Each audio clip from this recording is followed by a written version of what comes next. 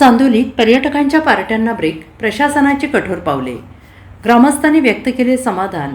चांदोली धरण परिसरातील मद्यधुंद पर्यटकांच्या हुल्लडबाजीविरोधात गंभीर दखल घेत पोलीस तसेच धरण प्रशासनाने अखेर कठोर पावले उचलली आहेत. पोलीस आणि संबंधित प्रशासन अधिक सतर्क झाले असून चांदोली परिसरातील पार्ट्या बंद करण्यात आलेल्या आहेत.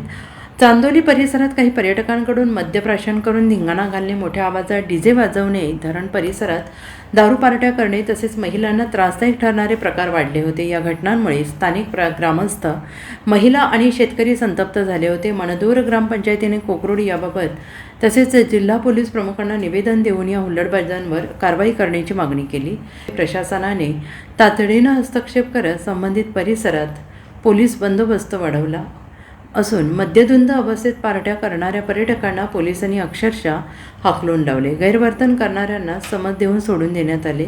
सध्या पर्यटकांच्या हालचालींवर लक्ष ठेवण्यास प्रशासनाने सुरुवात केली आहे. पर्यटन बंदीमुळे मद्यधुंद हुल्लडबाजांना मोठ्या प्रमाणात आळा बसल्याची प्रतिक्रिया ग्रामस्थ व्यक्त करत आहेत.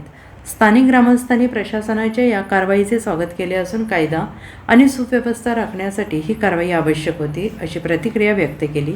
काही व्यावसायिकांनी पर्यटन बंदीमुळे आर्थिक फटका बसत असल्याची खंत व्यक्त केली. Bureau report, SBN Marathi, Chandoli.